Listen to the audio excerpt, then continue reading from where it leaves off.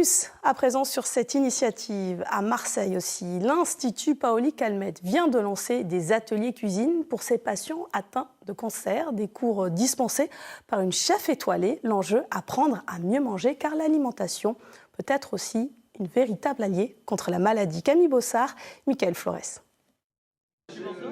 Et ça, c'est la cannelle, il faut sentir. Susciter une émotion, créer du plaisir. Tout commence par une séance de dégustation. Ici, houmous de betterave sur un pain à la farine de riz et sarrasin. Le mousse est très bon. Par contre, là, on voit la différence du fait que ce ne soit pas une farine avec du gluten. C'est plus consistant, le pain est beaucoup plus dense. La chef engagée, Nadia Samut, encadre cet atelier dans un lycée, bien loin de son auberge-restaurant du Luberon. Elle prône une cuisine saine et vivante. Je pense que la cuisine, c'est une histoire de joie, d'amour aussi. Et quand on a une aversion ou une impossibilité de manger des choses, c'est mon cas, moi, on peut vite aussi être dans quelque chose de difficile, alors qu'en fait, on peut s'ouvrir un monde extraordinaire. Alors aujourd'hui, j'ai juste envie de leur donner cette liberté. Liberté et partage pour 4 jeunes patients atteints de cancer ce jour-là. Ils cuisinent en duo, des falafels aux herbes, avec des élèves du BTS diététique de la Cadenelle. Certains traitements nous obligent à respecter une alimentation stricte et c'est quelque chose d'original. C'est une cuisine, on n'a pas forcément l'occasion de faire ça à la maison et ça nous permet de vraiment diversifier notre quotidien, notre cuisine habituelle. C'est un moment plaisir qu'elle pourra refaire chez elle, le faire partager aussi à ses proches. Et voilà, pour nous, c'est un moment plaisant, on discute, on échange des idées de recettes parce qu'elle aime bien cuisiner. Allez, encore un petit effort pour cette mayonnaise à l'eau de pois chiche. Eh ben oui. Regarde là cette belle maillot. Et là du coup ça nous permet vraiment d'avoir des anecdotes et des astuces sur chaque produit, comment les cuisiner, comment les préparer.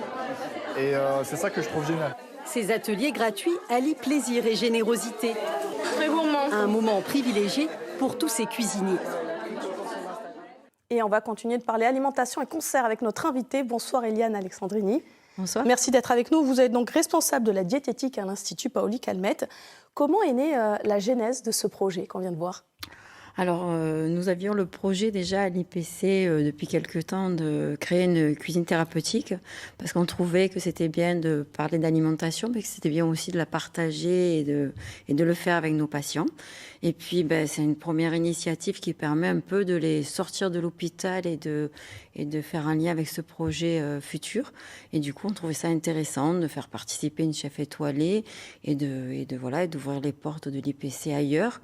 Et en plus de partager ça avec des étudiants du BTS. Un projet qui va s'élargir aussi avec les aidants, qui ont un rôle important aussi au niveau de l'alimentation. Tout à fait. En fait, on n'a pas voulu cloisonner ça à une catégorie de patients. Il faut savoir qu'à l'IPC, il y a de nombreux cancers et de nombreuses phases du cancer. Et du coup, on voulait aussi s'adresser à toutes sortes de patients et d'aidants, parce que des fois, le patient n'est plus en capacité de cuisiner pour lui. Et les aidants ont un rôle important. Donc, ce n'est pas des soignants, ces aidants. Ça reste vraiment des personnes qui viennent accompagner le patient. Et on trouvait que c'était une façon de valoriser aussi leur rôle avec quelque chose de convivial et d'agréable. Très important. Alors, comment conserver une bonne alimentation, justement, pendant le traitement ? Alors, ça va dépendre effectivement du stade de la maladie. Nous, on essaie de plus en plus d'intervenir dès le diagnostic pour pouvoir prévenir déjà les complications qui peuvent s'installer par la suite, à savoir la dénutrition, qui est quand même la chose la plus fréquente chez les patients qu'on reçoit, nous, à l'Institut Paoli Calmettes. Après, on a tous les effets secondaires aussi des traitements.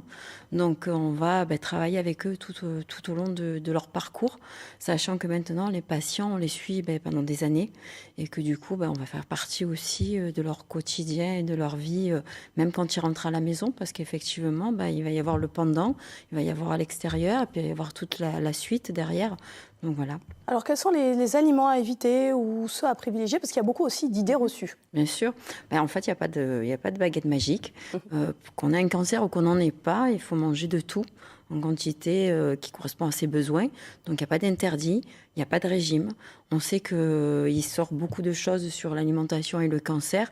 Il faut savoir que tous les régimes qui vont être contraignants et restrictifs peuvent être le lit de troubles nutritionnels parce qu'ils peuvent être anoxygènes. Et nous, notre objectif, c'est que le patient mange de tout en quantité suffisante. Donc, on n'a pas l'alimentation anti-cancer. Qui a un rôle aussi important, justement, pour prévenir la maladie.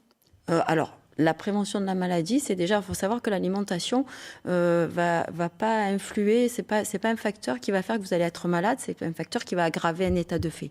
Donc si on a une alimentation, une hygiène de vie équilibrée, parce qu'il y a l'alimentation, mais il y a aussi l'activité physique, il y a aussi tout ce qu'on fait à côté. Donc si on a une bonne hygiène de vie, on se donne toutes les chances en fait d'être bien. Après, effectivement, il y a la génétique, il y a effectivement des familles qui sont plus sujettes que d'autres.